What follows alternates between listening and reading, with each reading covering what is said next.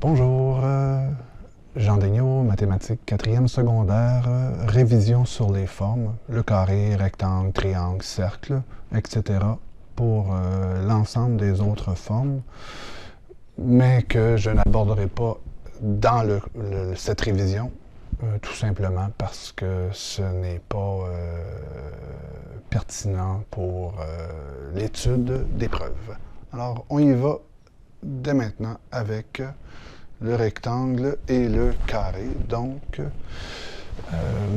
rectangle ou carré, particularité, 4 angles de 90 degrés. Le rectangle, les côtés opposés sont isométriques, 2 à 2 toujours. On comprend dans le schéma là, ce que je viens de mentionner. Et le carré, bien, c'est 4 côtés isométriques. Les 2 diagonales des rectangles et carrés sont isométriques. La somme des angles intérieurs d'un carré ou d'un rectangle, c'est égal à 360 degrés. Et finalement, on dira que le carré est un cas particulier de rectangle. Particulier pourquoi? Tout simplement parce qu'il a 4 côtés isométriques. Voilà. Alors, maintenant, losange, toujours dans la famille des quadrilatères. Alors, les angles opposés sont isométriques. Dans le cas du parallélogramme, les côtés opposés sont isométriques 2 à 2. Dans le cas du losange, les 4 côtés sont isométriques. Les 2 diagonales sont de longueur différente. La somme des angles intérieurs est de 360 degrés. Et on dira que le losange est un cas particulier de parallélogramme. Voilà. Alors, triangle maintenant. Donc, le triangle, vous savez déjà que la somme des angles intérieurs d'un triangle est égale à 180 degrés.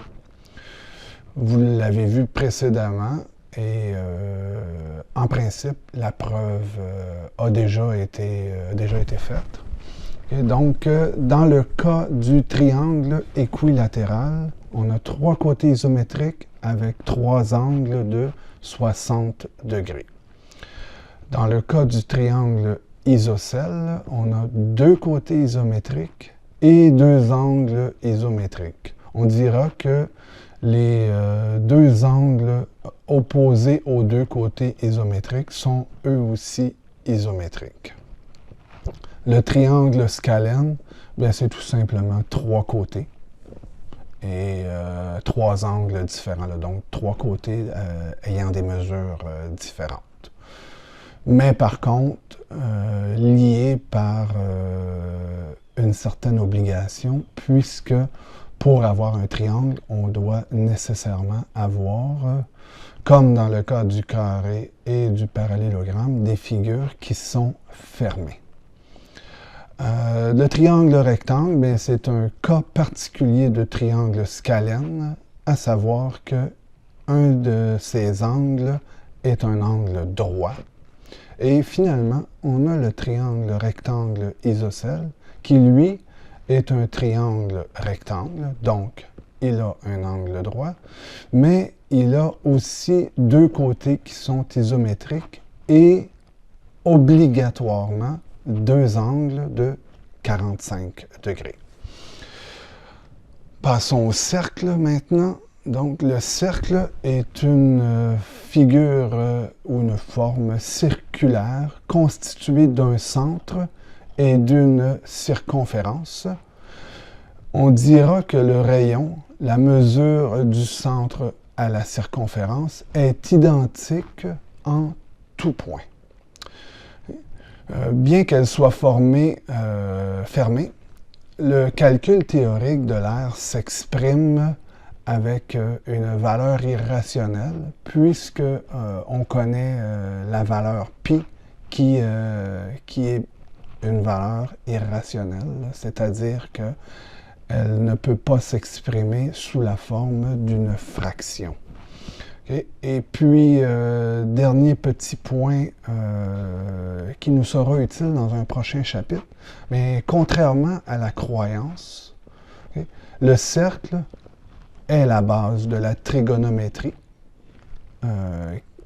tout simplement parce que on utilise ici une hypoténuse dans le cadre de la trigonométrie. On utilise une hypoténuse qui est constante.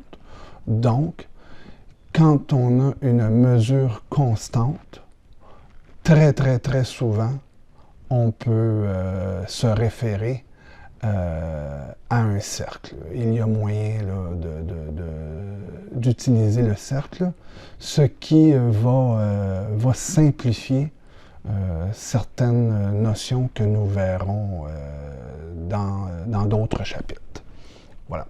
Alors, voilà, donc ça conclut la révision que je souhaitais faire avec vous avant de me lancer dans les preuves à proprement dites. Alors, voilà. J'espère que ça vous a permis de vous remémorer les différentes notions qui vous seront très utiles dans le cadre du chapitre sur les preuves. Ici Jean Denis pour SOS Maths.